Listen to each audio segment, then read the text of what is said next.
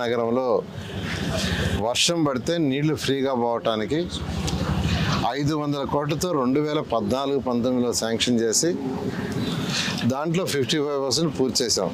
అయితే ప్రభుత్వం మారటం, గత ప్రభుత్వం దాన్ని పక్కన పెట్టేస్తుంది.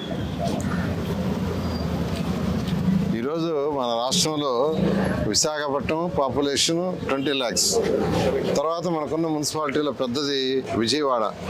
2011 ప్రకారం 10.34 lakhs పాపులేషన్, 2011 సెన్సస్ ప్రకారం. ఎందుకంటే జనరల్గా 2011లో సెన్సస్ చేశారు, తర్వాత సెన్సస్ చేయాల, అందువల్ల ఆ డేటానే మనం మాట్లాడతాం. అయితే రోజు రోజుకి సిటీలు పెరుగుతూ ఉంటాయి.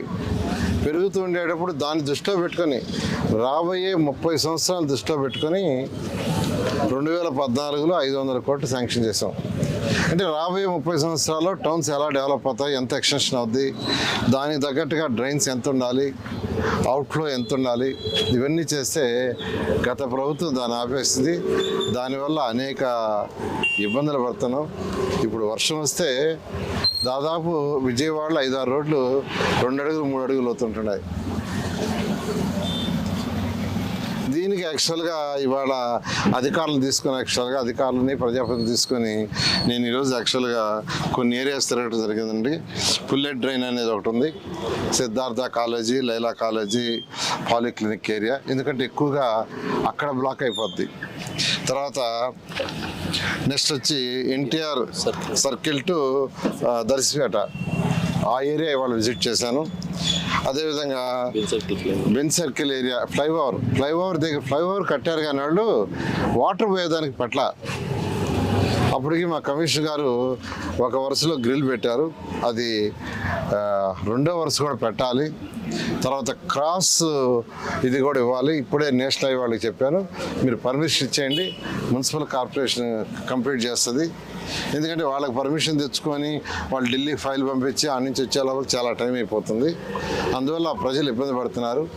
ప్రజలు ఇబ్బంది పడకుండా ఉండటమే మా ప్రభుత్వం యొక్క లక్ష్యం. అందుకని మీరు పర్మిషన్ ఇచ్చేయండి, ఆ డ్రైన్స్ పార్ట్ వరకు మున్సిపల్ కమిషనర్ గారు కంప్లీట్ చేస్తారని చెప్పడం జరిగింది. అదేవిధంగా పకిరగూడెం ఈ ఏరియా కూడా రావడం జరిగింది. ఇక్కడ మెయిన్గా ఒకటే నేను యాక్చువల్గా ఇవాళ ఆ Siddhartha Laila college polyclinic area చేస్తే 10 అడుగులు ఉండాల్సిన డ్రైన్ 2 అడుగులు 1.5 అడుగు వచ్చింది. నీళ్ళు ఎలా పోతాయండి? వర్షం వచ్చినప్పుడు ఒరిజినల్గా కొన్ని దగ్గర 10 అడుగులు ఉంది, 10 అడుగుల్లో నీళ్ళు ఫుల్గా వస్తున్నాయి. కొద్ది దగ్గరికి వచ్చేళ్ళకి 2 అడుగులు 1.5 అడుగు 1 అడుగు. ఆ నీళ్ళు ఎలా పోవాలో వెనక దంతున్నాయి. ఇవాళ అందుకనే మా ఈఎన్సీ గారిని, సిఈని, ఎస్సీలని, వీళ్ళందరినీ మార్నింగ్ 7కే పంపించా.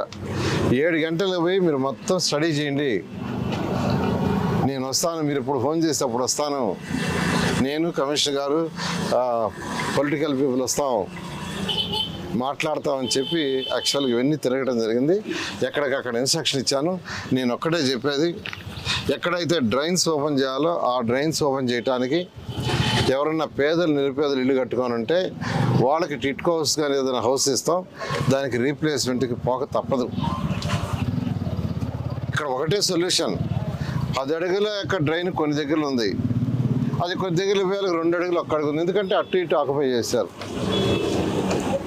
దాన్ని వైడెన్ చేయకుండా ఉంటే ఏం చేసినా, సిల్ట్ తీసినా, ఏం చేసినా కానీ ఉపయోగం ఉండదు.